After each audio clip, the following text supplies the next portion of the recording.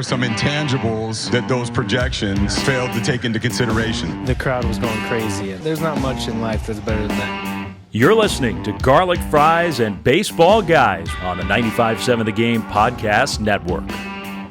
2-2. Betts, a pop-up on the infield. Who wants it? Schmidt hustling in from third, and he dropped it. And then Junis picked it up and threw it away. Oh, my goodness. Betts is going to... Now the Dodgers will have two at third. Yastrzemski throws to Crawford. They've got Mookie in a rundown. They're going to throw home. Patrick Bailey will flip to Junis, who tags out Bush. Betts ends up at third, and that's one of the craziest plays in the history of the game. Oh, my goodness. The Giants got bailed out. Casey Schmidt dropped the pop-up, and then all hell broke loose. High drive! Right field! It is out of here! And we are going home!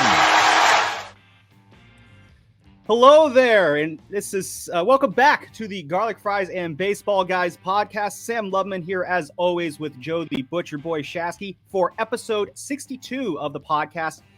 Shasky, did you know that Mike Yastrzemski has attempted 21 stolen bases in his career and has successfully stolen 13 of them? That is good for a, wait for it, 62% success rate. I love that. 62. I like that. The year I love it after when the these numbers Giants come together. The year after the Giants faced the Yankees in the famous World Series, correct? No, that was the year that the Giants faced the Yankees in the World Series. Yeah, that was Bobby Richardson catching Willie McCovey's line drive to end it. That was a dark day for Giants fans. Not that I would remember. I wasn't there for it. But speaking of Mike Yastrzemski, we played those two highlights coming in. A lot of fun Mike Yastrzemski moments. He had that. He got that up. When Junis threw that ball away on Friday night, he's the one who got the ball and very wisely went back into the infield, make the runners kind of pick something that they're going to do before getting it back into the infield. And eventually they were able to get Bush down on that rundown. And then, of course, last night, we're recording this on Tuesday, by the way, City Connect Tuesday, where the day after Mike Yastrzemski hit that walk-off home run against the Padres. He had two other runs that night, too. Just a big Mike Yastrzemski game last night. Yeah. Yeah. You know, Mike Yastrzemski, it's interesting. You said to me in the green room this morning before we were getting ready for the show, could he be a byproduct of someone who's seen, more open spaces because of the lack of shifting? And I found that to be an interesting concept because, one of the things I think of a lot is like when you're a lefty, all right, and guys get on base in front of you, that first baseman has to hold on to that runner. And because of that, it does open up the space for you, and it allows a lefty to be able to pull the ball into a wider gap. We'll compound that with guys in front of him getting on base this year. A lot of them, right? It does. Feels like guys ahead of Yaz have gotten on base and the no shift. So I don't think it's just one. I think it's both of those things. And as well, he feels healthier. Now, he hurt his groin earlier in Mexico, and I was really worried that might be the end of his particular productive season. And boy, was I wrong. He's had a really nice bounce back year, just solid across the board. And now you throw him in right field defensively with Matos, and we'll get to him in a second, playing center field. I mean, dare I say, we're looking at a guy who could be the answer in right field for the time being? Yeah, I mean, the Giants, they really do like Mike Yastrzemski a lot. He really kind of fits the ethos of what they look for in this team. He has been a great clubhouse leader ever since he got here. And yeah, to what you're saying with the shift, the results have been huge. In 2019, 2020, they were not shifting on him that much. I think there was I don't know the stats off the top of my head, like 48 to 50% of his at-bats, they were shifting on him. And then in 21 and 22, all of a sudden they were going shift crazy. I think it was like 70% of the time they're shifting on him the last 2 years. Now you can't shift. It opens things up. And when you're getting hits to fall like that, you're going to become a much more confident hitter. And you're seeing it. He looks so dialed in at the plate. When you have that confidence, when you have that belief in yourself, it makes it a lot easier to do things like he did last night, where he had that home run that kind of got the Giants back in the game. He scored that run. Did he have he had the tying run in the ninth inning, or didn't he? On the Patrick Bailey sac fly. Yeah, and then he hits the walk-off, and you're Great watching spot. him. You're watching him dig into the plate. You're just like, oh, I could totally see him hitting a home run right here. And that's the same thing I remember thinking when he dug into the plate in St. Louis a couple weeks ago. Like, he's getting almost automatic with these. And so Mike Yastrzemski, the career revival we've seen from him this year And it's been incredible. Part of it, I think, is also because of how they use him as well. Interesting. Really, just him and Slater in that platoon, keeping Yaz going against right-handed hitters. He's hitting like over almost 300 against right-handed hitters. And so when you're the Giants, they're putting him in positions to succeed, and the field is really set up for him to kind of jump on that success and really see it expand. And yeah, it's all adds up to a really incredible revival from Mike Yastrzemski. Wouldn't you also agree, similar to Brandon Belt, that he's been kind of miscast as a middle of the order guy? I know he batted 5 yesterday, but that was because of the lineup and who they were going up against after basically 7 straight days with no day off. Him batting in like the 6th and the 7 hole on certain days, don't you think that only helps him? Like not being agree. a 3, 4, 5 guy? I agree. And the Giants, they have a long, dreadful history of miscasting guys in the wrong spot in the lineup. Remember when we put Benji Molina in the cleanup spot? And yes. How about Ray Durham as the opening day cleanup hitter? We all were okay with that. Yes. But yeah, Yaz, I don't think he's a top of the order guy. We've talked about him last year. He's the 4th outfielder on a championship team.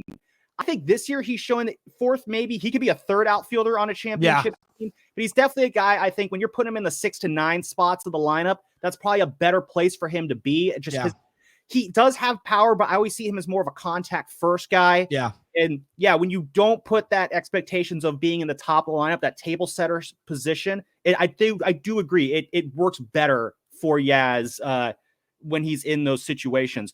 One thing that was really working this weekend, though, Shasky, was whatever the Giants were doing against the Dodgers in LA. Literally every single aspect of this weekend was so fun to watch. I don't even know where to begin. I mean, I don't even know what you call that play on Friday night when Junis airmails it and you're thinking, oh my God, there's no way they're going to screw this up like this.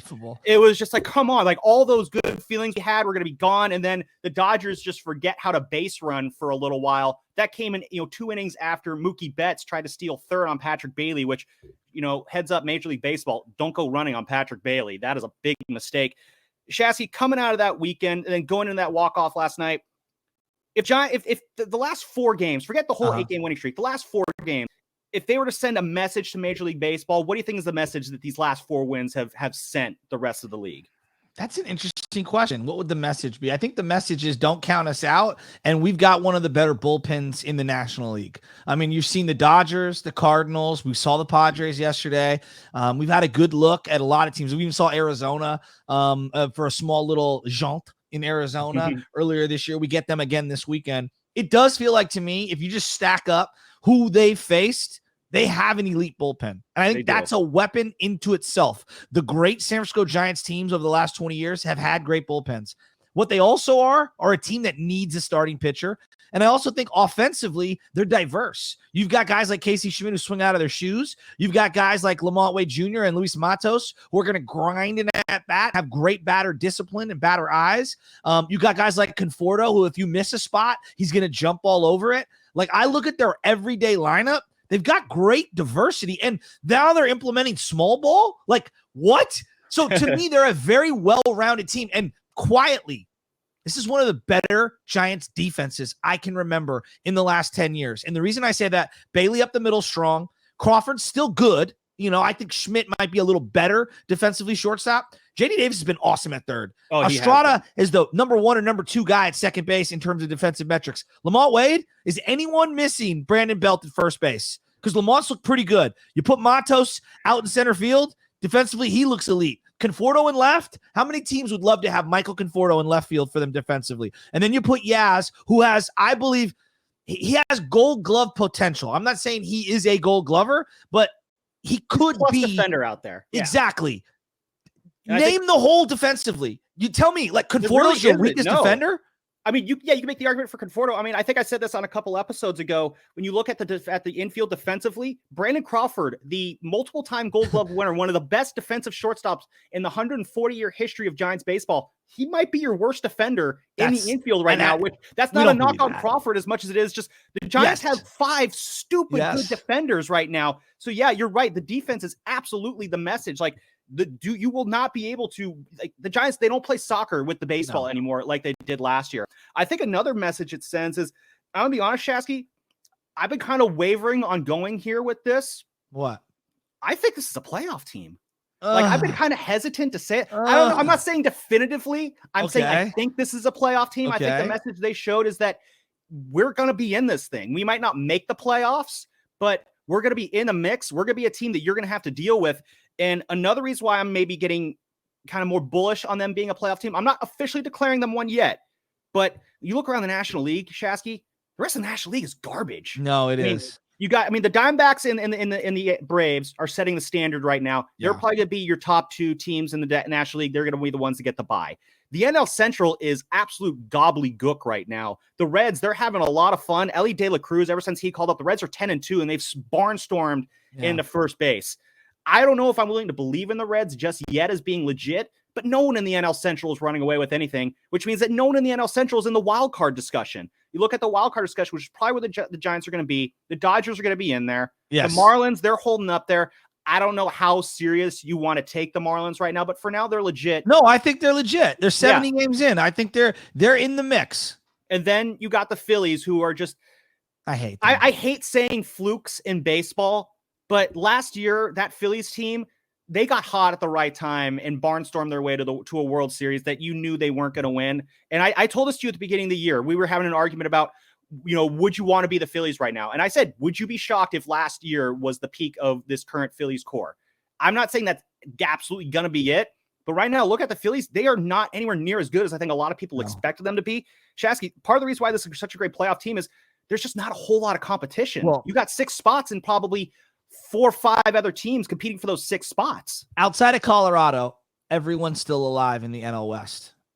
This is the toughest division in baseball outside of the AL East. At least it feels like that to me. I don't know what you think. They've got, I think, 4 teams with a plus differential when it comes to run differential. 4 or 5, yeah. But Braves, Diamondbacks, Dodgers, Giants, and I think either the Padres or Reds might be sneaking up there. But we all believe the Reds are going to, at some point fade away. But they're a great story as well. Mm-hmm. Like, I do believe Arizona's going to be here the long haul. The Giants, I think, are going to be in the mix. The Dodgers aren't going away. They're going to make moves. There's no doubt about it. And the Padres, I know we want to write them off. They'll be hovering around 500 all year. So that's 4 teams in your own division, including yourself, right? The 4 teams. Mm-hmm. I just think it's really difficult. So we're only 70 games in.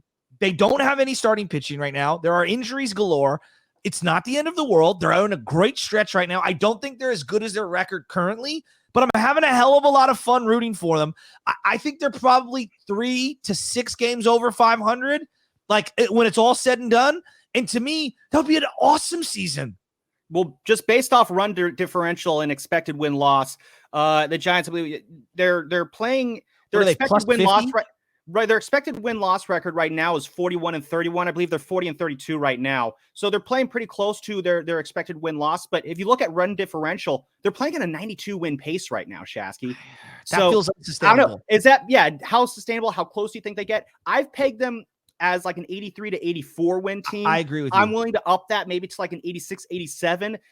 This is where I think the struggle comes in. I think the other message that we need to kind of think about with the Giants is that when it comes to the young guys, there's going to be times like right now where they're going to be barnstorming all over other teams. Well, Casey Schmidt's plateaued. Schmidt's plateaued. Bailey looks legit. Again, like I already said, don't go running on him. Yes. Matos is injecting energy. Again, we had Farhan Zaidi join Willard and Dibbs on Friday, and he talked about how the young guys, the way they inject energy because they take away from the grind of the regular season, how that loosens up the rest of the clubhouse. So I guess one last message maybe you could take away from the Giants right now is we're a fun team. Yeah. Like they're letting baseball know we're having fun. We are not grinding like we were last year. There is no frustration. There is no weight of expectation. The expectation is go out, have fun, have a good time. And hey, if you win some baseball games in the process, so be it. When was the last time coming out of a Dodger series you felt like, hey, we might have more young talent than them? It's been a while. And I mean, it's been forever. Definitively, we kicked the ever-living out of the Dodgers this weekend, and it felt great. And then you had 35,000 on a Monday night against the Padres in a comeback victory. It feels like the community is starting to embrace this Giants team and love them again. I guess, one last message is, the Giants, are they back? I mean, 2021 was a lot of fun, but I think 2021 was more of, one last gasp for the core. Posey, here's my hashtag. Posey, Crawford, Belt, and we're in a system that works, but maybe not for that group long term. This year feels like hey, what we did in 21, we're applying it on a more long-term base, on more of a long-term basis. And what you're seeing this team do right now, the energy, the excitement, the joy, that could very well be the new norm here on the shores of McCovey Cove. Instead of hashtag we're in this together or, forever giant. What's this year's slogan? Nothing like it. Nothing like it. Here's the slogan. Has there been anything like this season? No. It took a minute, but it's coming around. It took a minute. I mean, that's even thing right there. It took a minute. That's the Farhan Zaidi slogan, if anything.